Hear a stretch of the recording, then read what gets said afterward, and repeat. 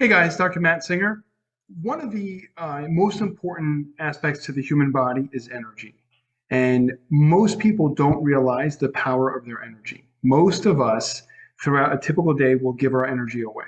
And most of us don't realize that the thoughts we're thinking have a major impact on our health. And other people don't realize that the thoughts other people are thinking have an even bigger impact on our health. Because we can be in a relationship, we can have parents, we can have coworkers who are very negative every single day. That can have a huge impact on our mental outlook, on our self judgment, our self impression, our self awareness. So I just want to go through a couple of ways in which every organ in the body has a dedicated stressor, which means if somebody's feeling stressed, the body's going to take that into specific areas in the body and can store it.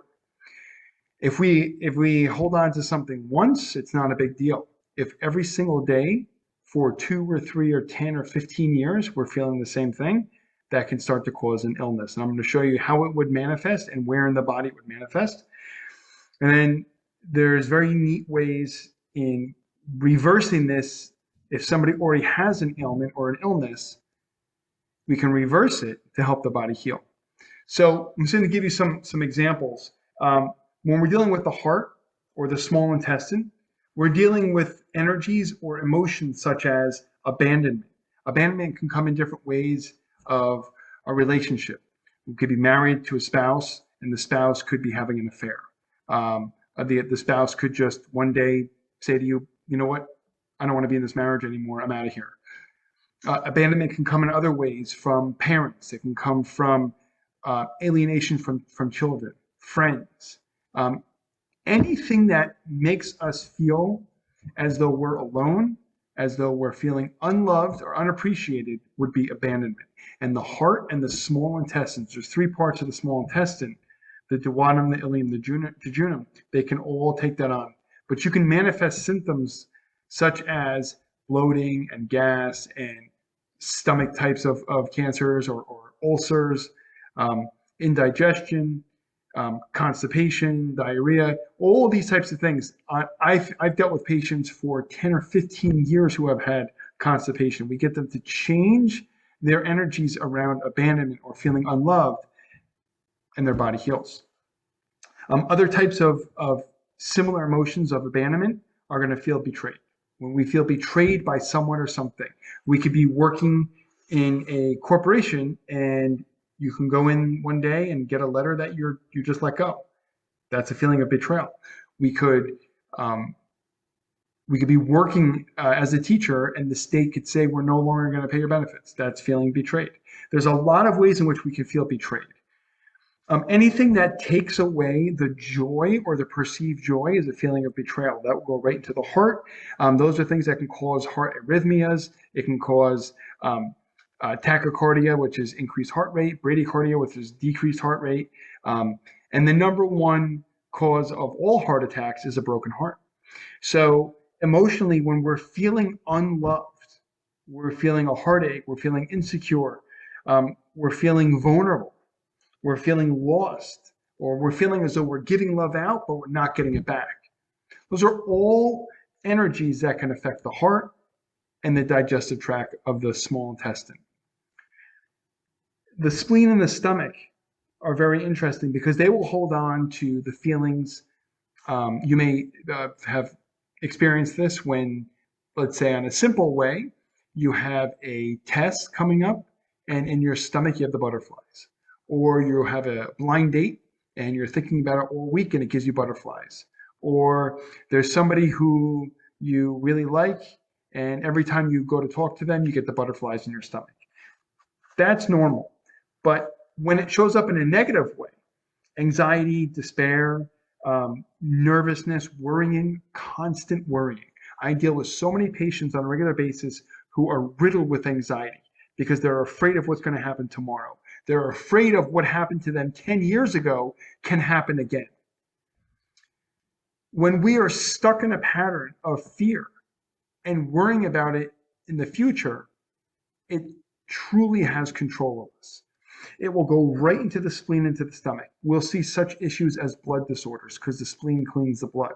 We'll see issues of the stomach, especially with ulcers, inability to digest a food, lots of bowel problems, lots of bad breath, because of the stomach cannot make enough hydrochloric acid. We'll start to see diabetes or pre-diabetic situations because the hydrochloric acid is not breaking the food down properly.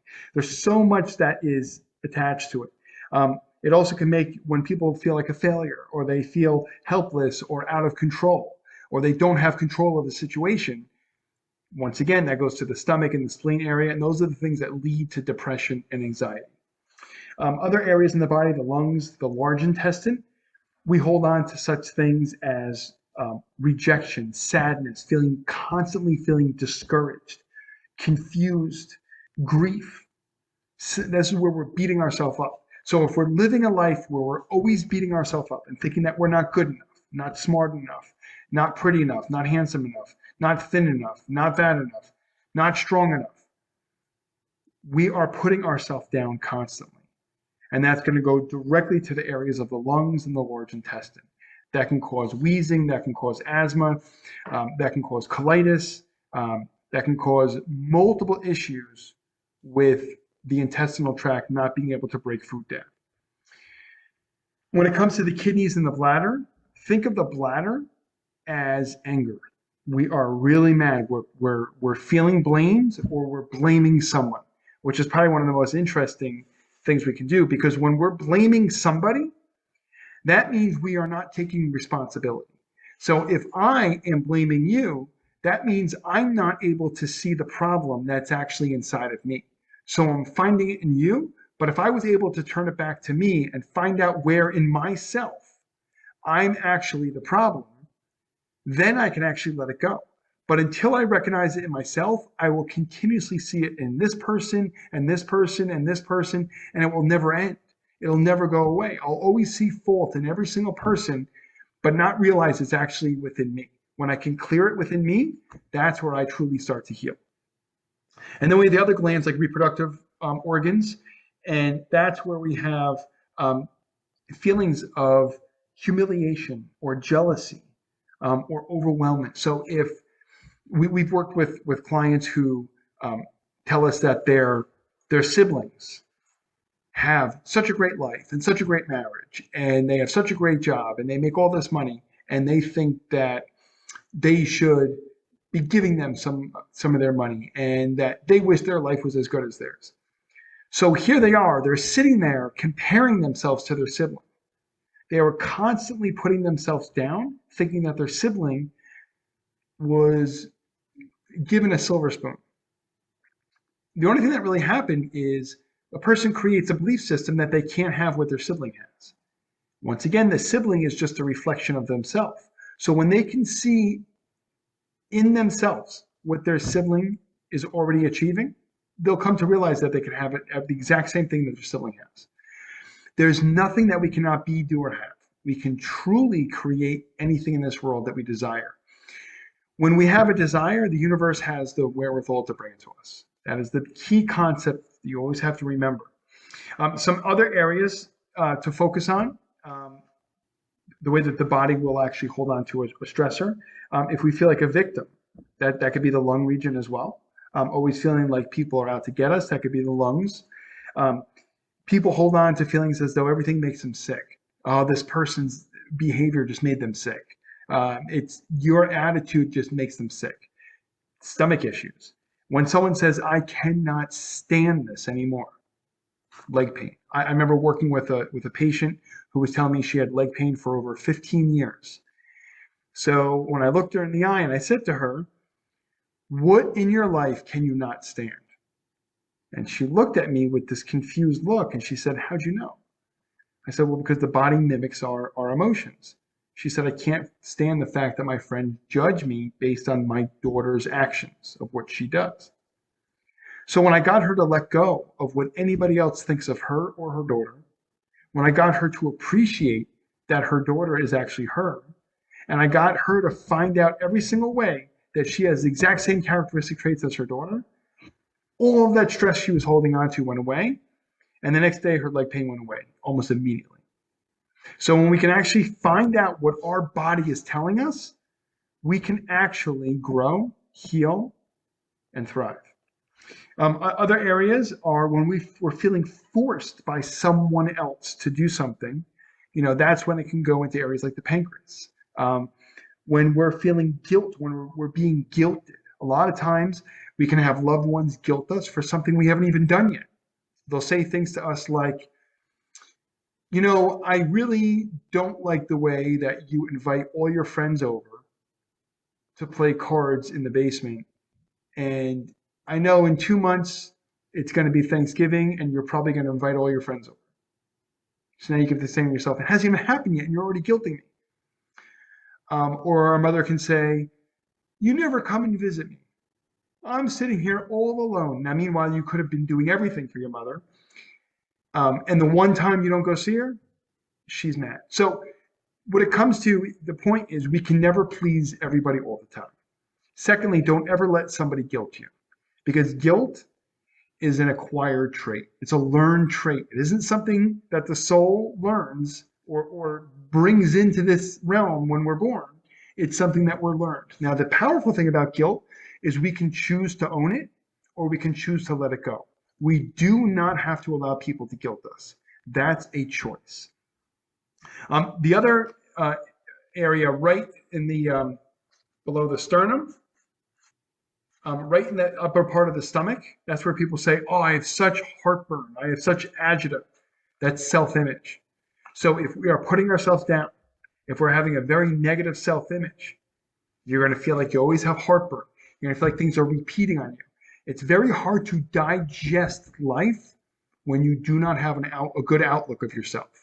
The single most important person in the world should always be you. I ask a lot of patients, the first thing I ask them is, who's the most important person in the world? And sometimes it takes them a while to even come up with an answer, and they might say, God. I say, well, that's great, but God's not a person. And then they'll say, my brother, my mother, my babysitter. I said, that's great. They probably did some great things for you, but you're still missing the point. The most important person in the world is always you. It always begins and ends with you. When we put someone else or something else ahead of us, now that's called condition. And we're conditioning ourselves to needing that other person to make us feel happy or loved or supported so that we'll feel happy, and that will never happen. We are always the source of our happiness. That's where the self-image always has to be the highest. It always has to come from the heart. So other areas, just to give you a brief understanding. So other things that we could be holding on to is when we feel, I'll give you a good one here. When we feel forgetful, I can never remember anything.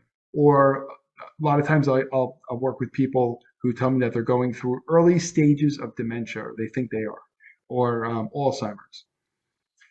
When we can actually find out what the most disturbing, disrupting thing in their life was or is, and we can get them to let it go, amazing thing happens is their memory starts coming back. Because think about it like this. If the soul, day in and day out, is feeling stressed or feeling unloved, unappreciated, or is experiencing the body putting itself down or thinking it's not enough, if we're constantly living life where we think we're not enough, why would we want to remember that? So very often, Alzheimer's or early stage Alzheimer's or early stage dementia or rapid forgetfulness is actually remedied by letting go of the thing that we really don't want to remember. So if I'm holding on to a hurt that I really don't want to remember, it's easier for me to forget things than to remember it. So one other thing that I find a lot with people is the energy that they take on, where someone would say, you do it my way. This is how you do it. This is the only way to do it. You follow my way. So that's a very dense, stuck energy. When we're in a situation, whether it be a work environment or a relationship, and somebody says, my way is the right way. That's a very, very stuck energy. It's a very negative energy. And it's a negative energy that makes somebody not want to get up in the morning. It's a very unmotivating energy. Because if somebody is telling us that there's only one way to do things, and in your heart, your soul knows there's an infinite amount of ways of doing things, you can see the conflict there. So there is never a wrong way to do something. There's no such thing as right or wrong. It's the soul's ability to decide what it is looking for at that moment, what serves its greatest good and highest joy in that moment. So what serves us today may be completely different tomorrow. So with our clients, we work personally hand in hand, getting them to release all of these stressors or struggles that do not serve them anymore, getting them to see their greatness and helping them to thrive. So I hope this helps. If you have any questions, you can always contact us on our websites and our different social media platforms. And I wish you the absolute best. It's great being with you. Have a great day.